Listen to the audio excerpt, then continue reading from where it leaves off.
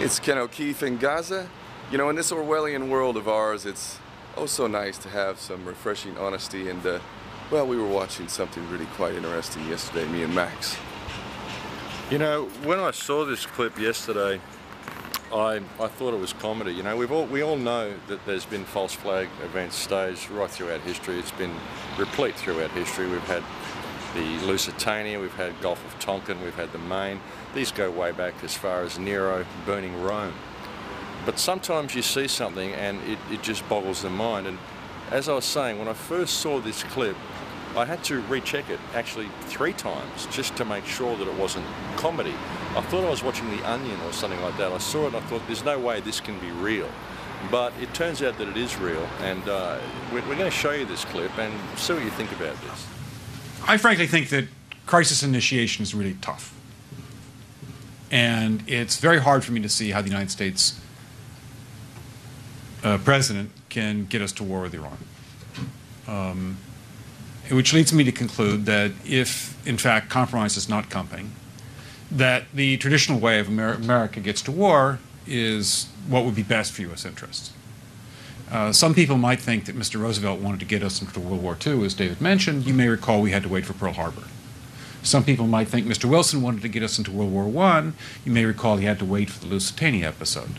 Some people might think that Mr. Johnson wanted to send troops to Vietnam. You may recall he had to wait for the Gulf of Tonkin episode. We didn't go to war with Spain until the until the Maine exploded. And may I point out that Mr. Lincoln did not feel he could call out the Federal Army until Fort Sumter was attacked, which is why he ordered the commander at Fort Sumter to do exactly that thing which the South Carolinians had said would cause an attack. So if, in fact, the Iranians aren't going to compromise, it would be best if somebody else started the war. One can combine other means of pressure with sanctions. I mentioned that explosion on August 17th. We could step up the pressure. I mean, look, people, Iranian submarines periodically go down. Someday one of them might not come up. Who would know why? We can do a variety of things if we wish to increase the pressure. I'm not advocating that, but I'm just suggesting that this is not a either-or proposition of, you know, it's just sanctions has to succeed or other things. We are in the game of using covert means against the Iranians. We could get nastier at that.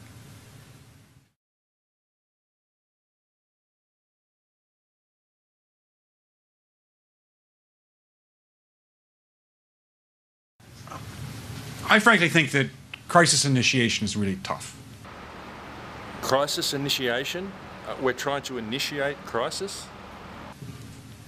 And it's very hard for me to see how the United States president can get us to war with Iran. My heart breaks. I know we all want war, and my heart breaks. The president can't get us to war. Which leads me to conclude that if, in fact, compromise is not coming, that the traditional way of America gets to war is what would be best for U.S. interests. I don't know, I thought peace and prosperity was good for U.S. interests. Perhaps I'm old-fashioned. Some people might think that Mr. Roosevelt wanted to get us into World War II. Yeah, I thought that. What about you, Ken? Did you think that? Yeah, I thought that too. Is that why Roosevelt sent all the valuable ships to the West Coast and left all the crappy ones in Pearl Harbor and sacrificed all those sailors? Oh, that's Must be. Oh. As David mentioned, you may recall we had to wait for Pearl Harbor.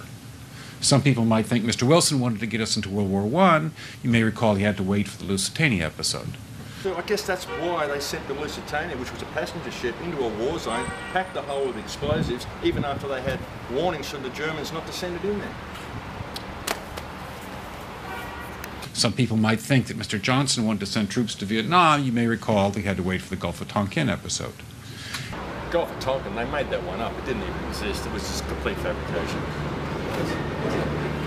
We didn't go to war with Spain until the until the Maine exploded. So it wasn't the Spanish. And may I point out that Mr. Lincoln did not feel he could call out the Federal Army until Fort Sumter was attacked. Makes sense. Yeah, makes sense. Which is why he ordered the commander at Fort Sumter to do exactly that thing which the South Carolinians had said would cause an attack. As you would. I mean, of course, it supports US policy, doesn't it? So if, in fact, the Iranians aren't going to compromise, it would be best if somebody else started the war. Well, after all, war with Iran is in the American interest, so I think Israel should help us out, eh? One can combine other means of pressure with sanctions. I mentioned that explosion on August 17th. We could step up the pressure. I mean, look, people, Iranian submarines periodically go down. Someday one of them might not come up. Who would know why? We can do a variety of things if we wish to increase the pressure. I'm not advocating that. I'm not advocating that. Would you advocate that, Max? I would never advocate that. Of course, that's probably why they mentioned it. We wouldn't advocate that. No, never. But I'm just suggesting that this is not a either-or proposition. It's just sanctions has to succeed or other things. Other things? Like everything you just talked about? We are in the game of using covert means against the Iranians. It's like chess. It's just like a game of chess. Absolutely, that's all it is. You know, I mean, it's just all life on planet Earth, like, a game of chess. Yeah, you make a move, that's it. That's all it is. That's all it is. We could get nastier at that. Yeah, you... Nasty? No, we've only just begun. 9/11, that's just an appetizer. We're just getting warmed up. Just getting warmed up. So, folks, what do you say to a clip like that? Like I said, when I first saw that, I thought it was a comedy routine. I can't believe that they're just out there saying that. They're saying, look, folks, and bear in mind that everything that he just mentioned was a false flag attack. We had to do all of these things, and now we're having lobbies where we're filming it in public and we're telling you what we're going to do. We're saying we're going to stage false flag attacks, folks, and you're not even going to notice because that's what we do now, and you don't notice anyway. So, I mean, it just boggles the mind. Yeah, Max, and it's like a game, isn't it? It's Zbigniew Brzezinski's grand chessboard. It's just like these people are playing around with us like we're little pawns on a chessboard or something. This is not a game. It is as serious as it gets, and yet these assholes get up as if they own the world, as if we're some inconsequential, non-existent fucking robotic slave class that's just there for, window dressing. Well, yeah, exactly, window dressing. But the thing that really blows me out is that they're just telling us about it so blatantly. And look, folks, everything they're doing, I mean, the only way it's going to stop is if we do something about it. We have to pay attention to what's going on. We've got to pay attention to what's being said to us. People just aren't paying attention to what's happening in the world. They're not paying attention to what the media is telling them. They're not paying attention to what the politicians are telling them. They're not paying attention to themselves, and they're certainly not paying attention to Gaza. And that's something that very much needs to change. And let's look at these guys, the Near East studies. Now, if this was just a bunch of, jerk-offs running around with their mouth, then that would be one thing. But these so-called think tanks basically are the formers of policy. Let's remember the Project for a New American Century. What did the Project for a New American Century say? They said that ultimately the American people were too fucking stupid to support a global fucking war that would effectively win the empire complete total domination, full spectrum dominance, as they said. That the American people were too stupid, so therefore we needed a, quote, new Pearl Harbor in order for the American people to be whipped up into a policy that would allow us to invade Iraq, invade Afghanistan, and also start a bunch of wars in the Middle East to be able to create that clash of civilization, so whereby we could use all of those billions and billions and billions that we spend on weapons of mass destruction all around the world, because hey, if those things are just sitting in a warehouse collecting dust, that's not very good, is it? We got to use those things, don't we? Yeah, mate, they all cost money, and as I've said so many times before, what we're seeing here, folks, is a breach of trust. Every government in the world is in breach of trust. Every government that supports this is breach of trust. And what we've got to understand is what our relationship with government is, and that is one of fiduciary trust. These are simply trustees that we employ to do a job for us. We employ these people to manage our infrastructure and to ensure that we have peace and prosperity. And here they are saying it's in America's best interests to create war. So what's going on here? What is going on with our system? What is going on is breach of trust. These people are simply public trustees, and they're going to continue doing what they do until we wake up to the power that we have and wake up to what our actual position is in the social hierarchy. Things have to change, and it has to be implemented by us. Well, that's just it, isn't it, Max? I mean, we talk about breach of trust. This is gross breach of trust, and it's been going on for decades. Actually, it's been going on for centuries, to be honest. Actually, it's been going on even longer than that. These people don't represent our interests. As he says, the American interest, what is the American interest to the Near East Studies Institute? What is the American interest to Project for a New American Century? Is that your interest? Is it my interest? Is it the interest of the working class people who are busting their butts so they can bail out the fucking bankers? Is that the American interest? I don't think so. Again, they're mocking us. And Americans, red-blooded American patriots, think about it. That little podunk country in the Middle East called Israel is our master at this point. America is Israel's bitch, and we're doing basically whatever they want. And only because more Americans are becoming dialed in and becoming a little bit too ashamed of the fact that some little country in the Middle East is telling them what to do. And hopefully, the leaders, many of the leaders within the Pentagon and the higher-ups in the military are not down with the program. This is important. If you're a red-blooded American patriot, you better start doing the right thing for the real American interest. Very true. It has to be looked at, and people have to start paying attention.